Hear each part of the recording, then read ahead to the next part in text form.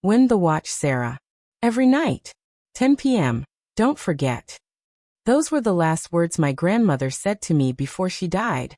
I thought she was delirious. Confused. I was wrong. Hey everyone, welcome back to my 10 p.m. stories. I'm your host, and if you're new here, this channel is all about the strange, the unexplained, and the stories that keep you up at night.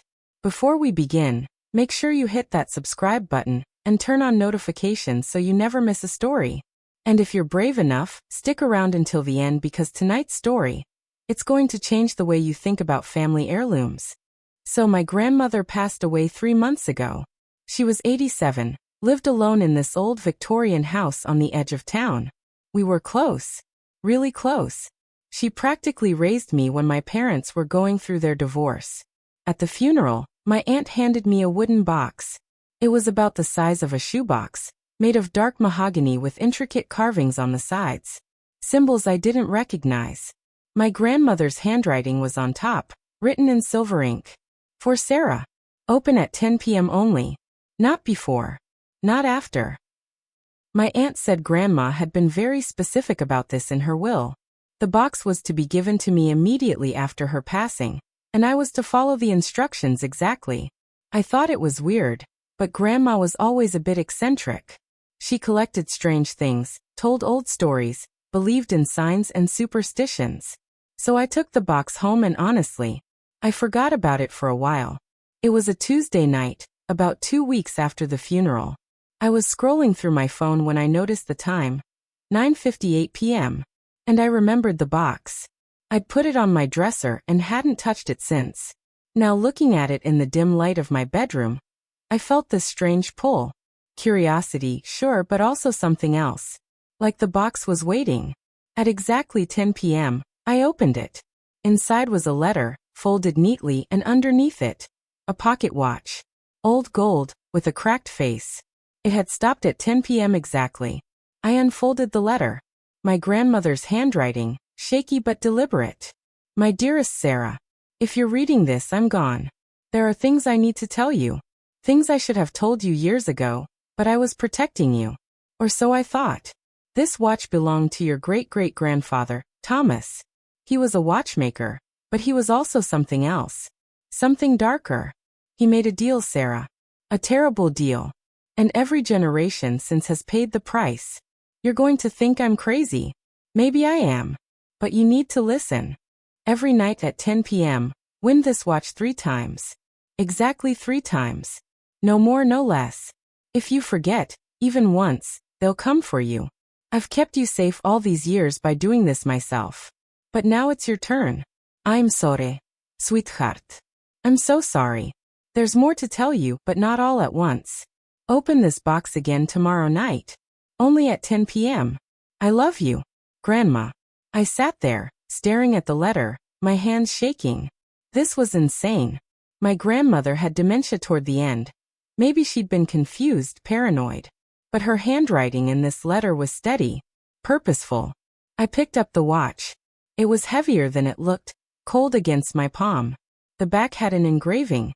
Time keeps all debts. I should have laughed it off. I should have put everything back in the box and gone to bed. But I didn't. At 10 p.m. exactly, I wound the watch 3 times. Click, click, click. The moment I finished the 3rd turn, I heard it. A knock at my bedroom window. I live on the 2nd floor. I froze. The knock came again. 3 taps. Slow. Deliberate. My heart was pounding so hard I could hear it in my ears. I wanted to look. I didn't want to look. I forced myself to turn my head toward the window. Nothing. Just darkness and my own reflection staring back at me. But then I saw it. On the glass, 3 foggy marks where something had touched the window. Like breath. Or fingers. I grabbed my phone. Ready to call 911, but then silence. Complete silence. Even the usual night sounds, crickets, distant cars, were gone. I waited for what felt like hours, but was probably only minutes. Nothing else happened. Eventually, I convinced myself it was a bird. A branch. Anything normal. I put the watch back in the box and tried to sleep. I couldn't. The next day, I called my aunt. Asked her about Grandma's mental state in her final weeks. She was sharp as a tack until the very end, my aunt said. Why? I told her about the box, the letter, the watch. There was a long silence on the other end. Sarah, she finally said, her voice tight. Your grandmother asked me something before she died. She asked me to remind you. Don't miss a night. She made me promise. What are you talking about? I don't know. She wouldn't explain. But she was terrified, Sarah. Genuinely terrified. I'd never seen her like that. The call ended shortly after. My aunt clearly didn't want to talk about it. That night, I debated not opening the box. This was ridiculous. I was a rational person. I didn't believe in curses or deals with darkness or whatever horror movie nonsense this was supposed to be. But at 9:55 p.m., I found myself sitting in front of the box, watching the minutes tick by on my phone. At 10 p.m. exactly, I opened it again. There was another letter. Underneath the first one. How had I missed it? Sarah. You heard them, didn't you? Don't be afraid. Not yet. They're just checking. Making sure you're following the rules. Let me tell you what Thomas did. In 1887 he was broke. His wife was dying. He had 3 children to feed. He was desperate. So when a stranger came to his shop offering a deal, he listened. The stranger wanted Thomas to build him a special watch. One that could hold time, he said. In exchange, Thomas would receive wealth, health, and prosperity for his family. Thomas built the watch. It took him 3 months. He used materials the stranger provided. Strange metals, glass that seemed to move when you looked at it too long. When he delivered it, the stranger smiled and said, "The deal is complete. But remember, Thomas, time keeps all debts. Every night at 10 p.m., win the watch. Keep time moving. If you stop, if you forget even once, the debt comes due." Thomas didn't understand. He took his payment and went home to his wife.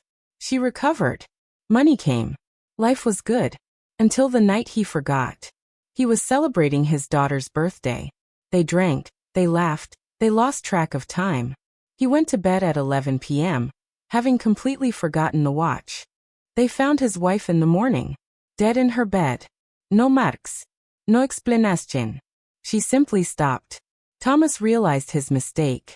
He'd broken the deal. And they'd collected. Win the watch, Sarah. Every night. 10 p.m. Don't forget. Tomorrow I'll tell you how to end this. I love you, Grandma. My hands were shaking so badly I almost dropped the letter. This was insane. People don't just die from broken deals. This was superstition, folklore, fear-talking. But my grandmother's words kept echoing. Don't miss a night. I wound the watch. 3 times. And this time I heard something else. Footsteps. In my house. I lived alone. My doors were locked. But I heard them clearly, slow footsteps walking through my living room, coming toward the stairs. I grabbed the baseball bat I kept by my bed and crept to my bedroom door. I pressed my ear against it, listening. The footsteps stopped. Right outside my door. I held my breath, gripping the bat so hard my knuckles turned white. Then nothing. No sound. No movement. I don't know how long I stood there. Eventually, I worked up the courage to open the door. The hallway was empty. I checked every room, every closet, every corner of my house. Nothing. But in my living room, I found something that made my blood run cold. Wet footprints. Leading from nowhere. Just appearing in the middle of my floor, walking toward the stairs, then disappearing. I didn't sleep that night. I sat in my bed with the lights on, the bat beside me, staring at the door. The next morning, I looked up my great-great-grandfather Thomas. Found old census records, death certificates. His wife, Margaret, died in 1888. Cause of death, unknown. His daughter, Elizabeth, died in 1889. Cause of death, unknown. Thomas himself died in 1890. Cause of death, unknown. But his son, my great-grandfather, survived. And then his son, and then my grandmother.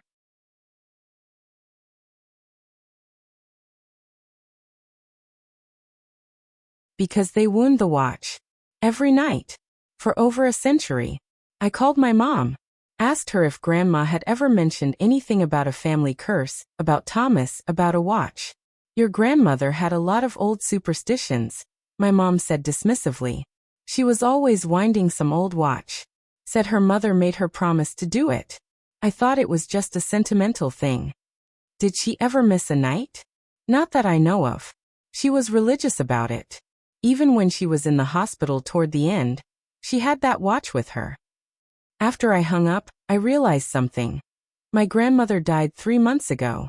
If she'd been winding the watch every night, keeping the deal, what happened when she died? There would have been nights, maybe weeks, when nobody wound the watch. The box wasn't given to me until after the funeral, which meant the deal had already been broken. That night, I opened the box at exactly 10 p.m. The final letter was there, along with something else, a small brass key. Sarah, if you're reading this, you understand now. You know what Thomas did. What we've all been doing. But here's what I never told you. The deal can be broken. There is a way out. The stranger who made the deal with Thomas, he wasn't human. He was something older. Something that feeds on fear, on obligation, on the binding of souls to time itself. But he made a mistake. He gave Thomas the watch, thinking it would bind our family forever. But the watch is also a prison. For him. Inside the watch, behind the face, there's a compartment. Use the key. At exactly 10 p.m., open the watch and destroy what's inside. It will be horrible, Sarah. You'll see things. Hear things. They'll try to stop you. But you have to do it. I couldn't do it myself. I tried years ago, and I wasn't strong enough. But you are. You've always been the strong one. Destroy what's in the watch, and the deal ends. For all of us. The ones who died. They'll finally be free. And you'll be free too. But Sarah, listen to me. If you choose not to do this, you have to keep winding the watch. Every night. And someday, you'll have to pass it to someone you love. Maybe your own grandchild. Is that the life you want? I love you, sweetheart. I'm sorry I left this burden for you. But I trust you. Be brave. Grandma. I sat there holding the key, feeling its weight. I thought about my grandmother, winding that watch every single night for decades. I thought about her mother, and her mother before that. All the way back to Thomas, who just wanted to save his dying wife. I looked at the clock, 9:47 p.m. I had 13 minutes to decide. At 9:58 p.m., I took the watch out of the box. At 9:59 p.m., I inserted the key into a tiny hole on the side I'd never noticed before. At 10 p.m. exactly, I turned it. The back of the watch popped open. Inside, there was a small compartment, and in it, a photograph. Old, faded, but clear enough to see. It was Thomas, my great-great-grandfather. But he wasn't alone. Standing behind him, with a hand on his shoulder, was someone tall, dark, featureless, like a shadow wearing a suit. And in the photograph, Thomas was screaming. The moment I saw it, my bedroom went ice cold. The lights flickered. I heard breathing. Right behind me. I spun around. Nothing. But I felt it. A presence. Watching. Waiting. I grabbed a lighter from my desk. My hands were shaking so badly I almost dropped it. The breathing got louder. Closer. I flicked the lighter. And I burned the photograph. The moment the photograph caught fire, everything went wrong. The lights went out completely. The temperature dropped so fast I could see my breath. And I heard it, a sound like screaming but not human. Like metal scraping against metal. Like wine through a tunnel. Like 1,000 voices saying, and oh, all at once. Something grabbed my wrist.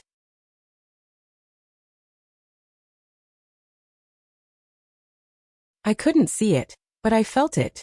Fingers ice cold, impossibly strong, trying to pull my hand away from the burning photograph. I held on. I don't know how. Terror, stubbornness, maybe just the thought of my grandmother's face and everything she'd endured. The photograph burned. And then, like a switch being flipped, everything stopped. The lights came back on. The temperature returned to normal. The presence, whatever it was, vanished. I stood there, gasping, looking at the ashes in my hand. The watch fell apart. Just disintegrated. Like it had been held together by nothing but the curse itself. I waited, expecting something else to happen. But there was only silence. Normal, peaceful silence. That was 2 weeks ago. I haven't heard knocking. No footsteps. No cold spots or whispers or feelings of being watched.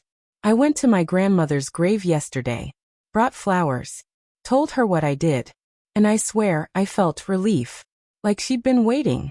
Like she could finally rest. I don't know what Thomas really summoned, or what that stranger really was. Maybe I never will. But I do know this. The deal is broken. The debt is paid. And every night at 10 p.m., I go to bed peacefully. No watch to wind. No fear waiting in the darkness. Just freedom. So that's my story. My grandmother's final gift to me wasn't a burden. It was an opportunity. A chance to end something that had haunted my family for over a century. If you have family heirlooms, old letters, mysterious instructions from people who've passed, maybe pay attention. Maybe there's a reason they left them for you. And if you've had any similar experiences, strange inheritances, weird family traditions, unexplained events after a loved one passed, share your story. You never know, it might be featured in a future video. If this story gave you chills, hit that like button. It really helps the channel grow and lets me know you want more content like this. And don't forget to subscribe and ring that notification bell, so you're always the first to know when a new story drops. Thanks for spending your evening with me on my 10 p.m. stories. Remember, some traditions are meant to be broken, some doors are meant to stay closed, and some stories are meant to be shared. Until next time, stay curious, stay safe.